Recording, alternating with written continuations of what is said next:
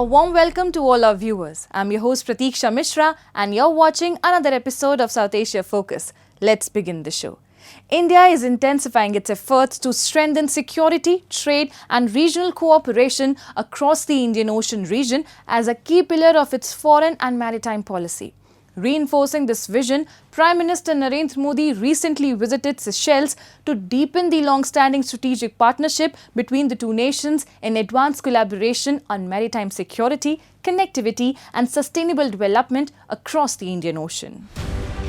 As India deepens its engagement with Africa and the Indian Ocean region, Seychelles remain one of New Delhi's closest maritime partners. Bound by centuries-old cultural ties, a vibrant Indian diaspora and shared strategic interests, the island nation holds a pivotal place in India's vision for a secure and prosperous Indo-Pacific. Marking 50 years of diplomatic relations, Prime Minister Narendra Modi paid a landmark state visit to Seychelles, where he held comprehensive talks with President Patrick Hermini on development, cooperation, maritime security, healthcare, digital connectivity, climate resilience, and the blue economy.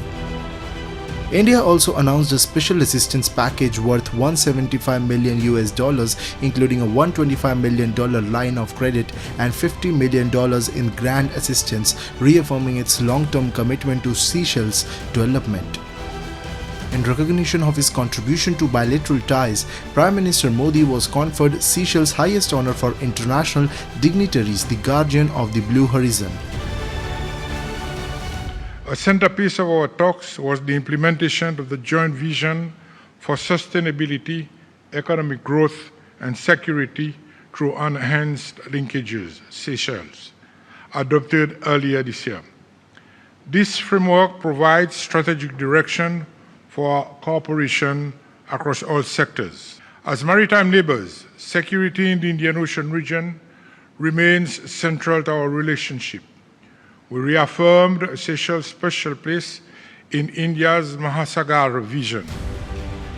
The visit underscored the growing strategic significance of the India-Seychelles partnership in the evolving Indian Ocean landscape. Both nations reaffirmed their commitment to maritime security, sustainable development, and regional cooperation. Several agreements were signed to strengthen development, digital payments, capacity building, and security cooperation. The participation of Indian naval ships and armed forces personnel in the National Day celebrations further highlighted the deep and enduring defense partnership between the two countries. Our vision is to make Indian Ocean into an ocean of opportunity. Excellency, हमारे संबंधों के पिछले 50 वर्ष गहरे विश्वास और साझा प्रगति के रहे हैं। आने वाले 50 वर्ष इनोवेशन, सस्टेनेबिलिटी और शेयर्ड प्रॉस्पेरिटी के होंगे। As a global leader in sustainable marine resource management, Seychelles sees vast potential to expand cooperation with India in fisheries, marine research, technology, capacity building, and seafood value addition. I think what's important is as we develop the blue economy, as we develop our fisheries further, I think India has also a lot of expertise in this area and can help us in terms of capacity building, research. India has a very good command in research and development. So India can help Seychelles a lot with the development of the blue economy. Even as Seychelles engages with multiple global partners including China, India has consistently emerged as a trusted neighbor and long-term development partner.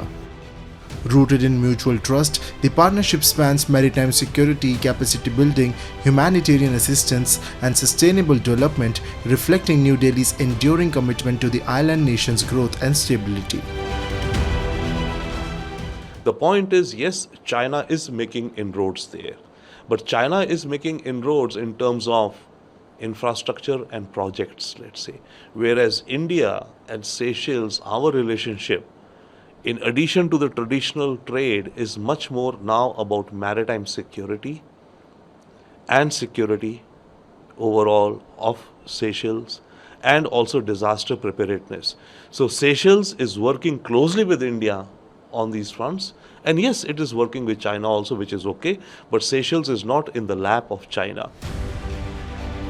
As competition in the Indian Ocean intensifies, India's partnership with Seychelles stands as a testament to its commitment to secure sea lanes, strengthen regional cooperation, and build a resilient, inclusive, and prosperous maritime future. After nearly 2 years, India has resumed tourist visa services for Bangladeshi citizens, bringing relief to thousands eager to travel for tourism, family visits and healthcare. The reopening of visa facilities has led to long queues outside Indian visa application centres, reflecting the strong people-to-people ties between the two neighbours. The move is being seen as an important confidence-building step in India-Bangladesh relations, while reaffirming India's commitment to maintaining humanitarian and diplomatic engagement despite past security challenges. India and Bangladesh share close historical and people-to-people ties, with millions of Bangladeshis travelling to India every year for medical treatment, education, business and tourism. After nearly 2 years, India has resumed tourist visa services for Bangladeshi nationals, drawing large crowds to the India Visa Application Centre in Dhaka. The announcement was made by India's High Commissioner to Bangladesh, Dinesh Trivedi, during his visit to the visa centre.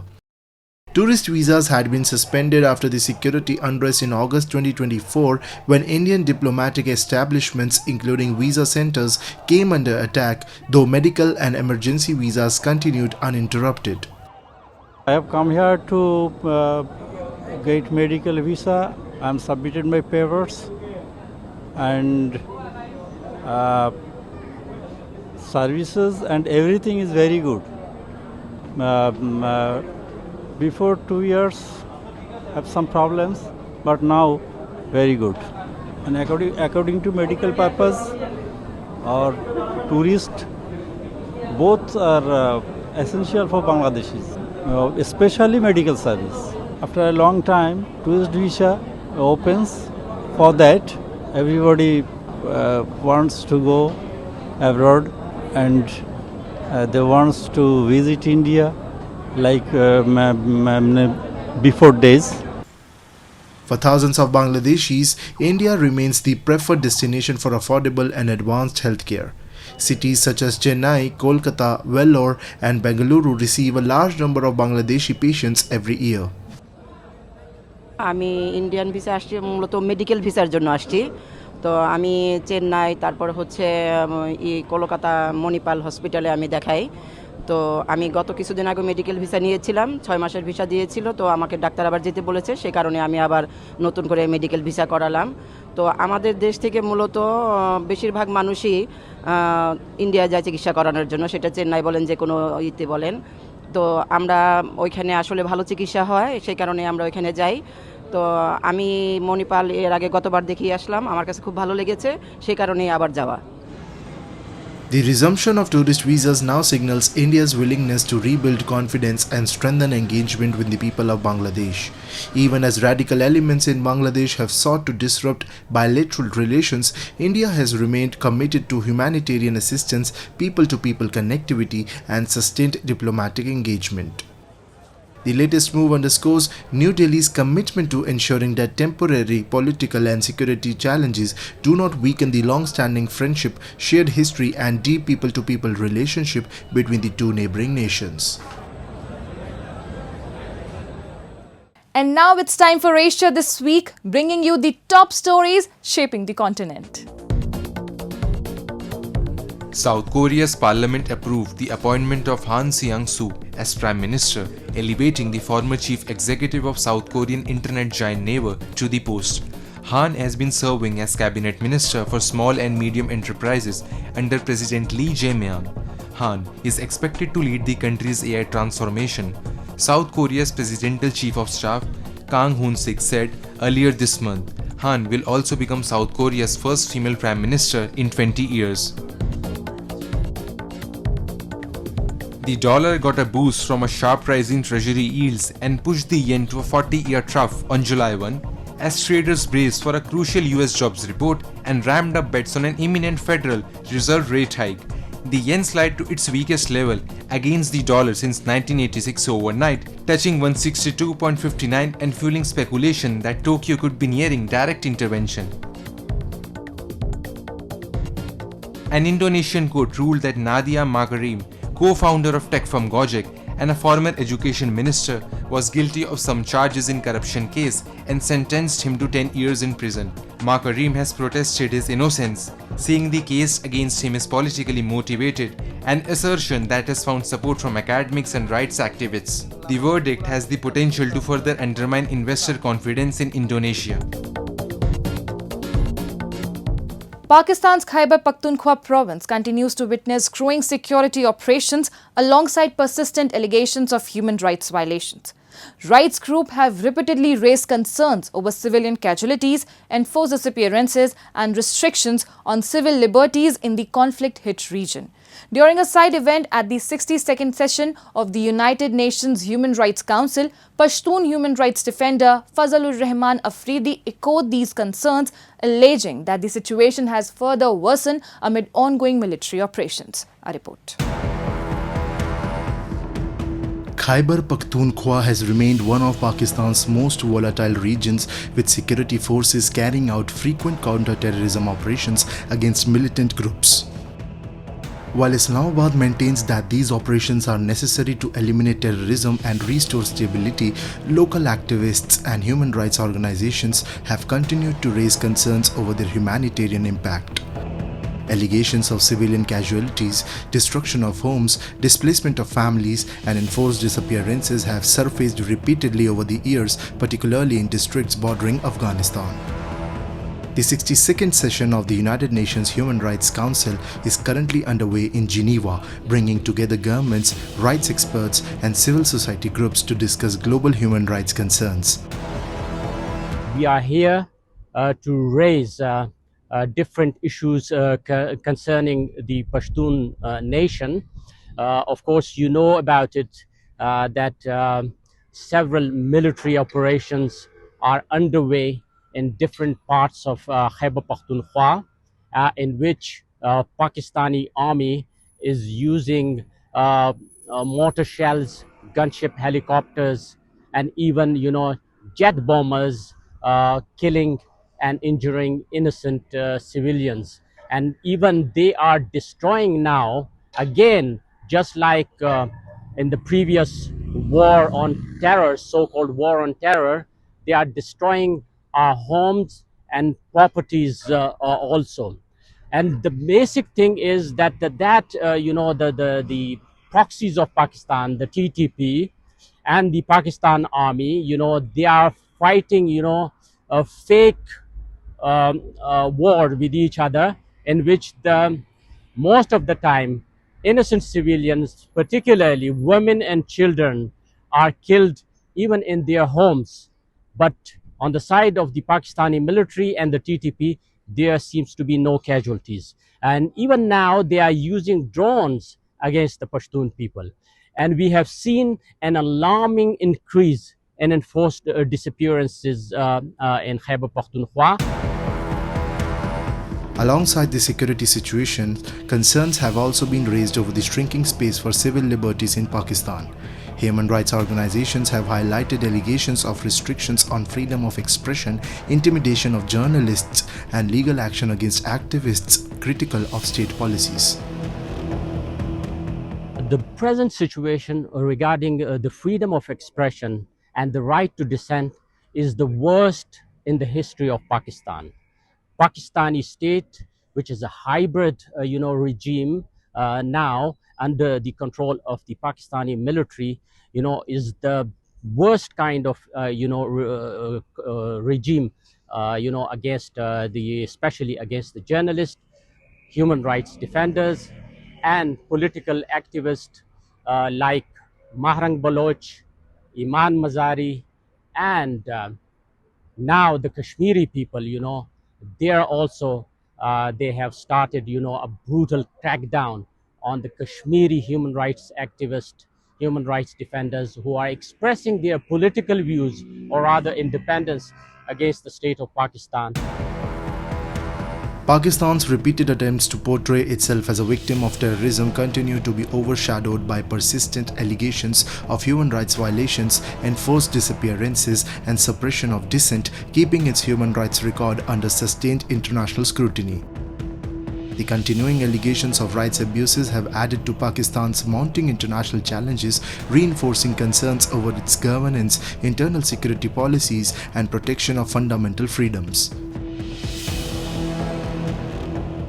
Nepal celebrated National Paddy Day with its vibrant blend of mud, music and traditional rice planting as hundreds of farmers gathered in Sindhuli to welcome the monsoon cultivation season.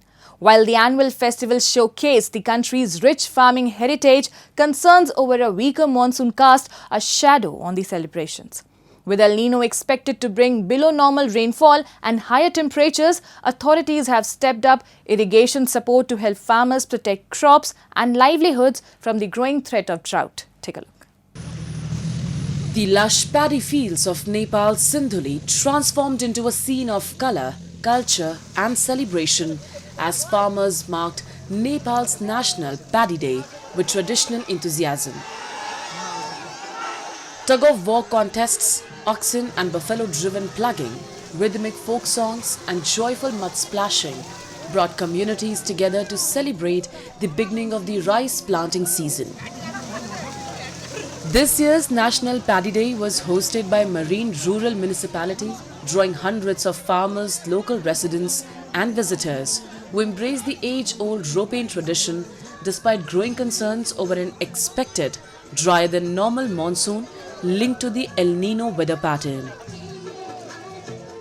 असार 15 को अवसरलाई चाहिँ विशेष ध्यानमा राख्दै सप्ताहव्यापी रोपाई महोत्सवको रूपमा Marin गाउँपालिकाको आयोजना रहेको छ।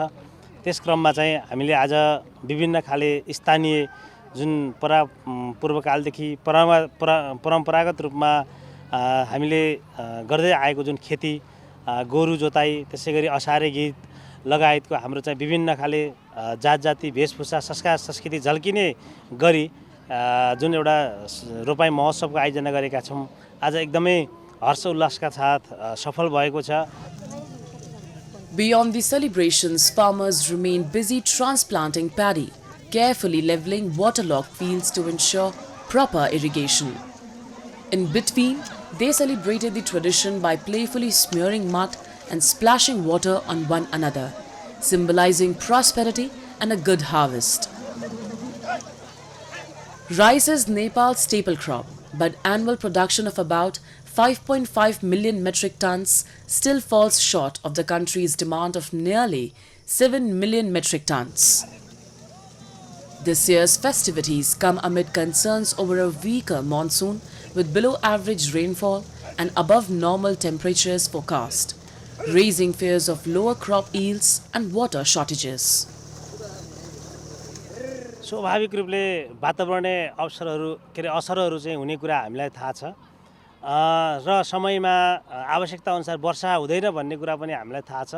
त्यही कारणले गर्दा कृषिमा हामीले विशेष जोड गर्दै हिउँदे बाली बेमौसमी बाली त्यसैगरी वर्षायाममा पनि हुने खडेरीलाई मध्यनजर गरेर हामीले वार्षिक रूपमा करिबन 1 करोड बराबरको चाहिँ मोटर सिँचाइ पाइपहरू चाहिँ वितरण गर्दै आएका छौं र अहिले भर्खरै पनि हामीले मलाई लाग्छ 2 दिन अगाडिदेखि हामीले करिब 1 करोड बराबरको चाहिँ पाइप खरिद गरेका थियौं मोटरहरू खरिद गरेका थियौं त्यो वितरण गर्न सुरुवात गरिएको छ। Observed since 2005, Ashar 15 marks the start of Nepal's paddy planting season with the arrival of the monsoon. Farmers celebrate the traditional roping festival with mud festivities and a meal of curd, beaten rice and pickles, earning the day the nickname Dahi Chura Day. As Nepal celebrates its farming tradition with hope and resilience, the timely arrival of rains will remain key to securing both harvest and livelihoods. And with that, we come to the end of this week's episode. See you next week. Till then, goodbye and take care.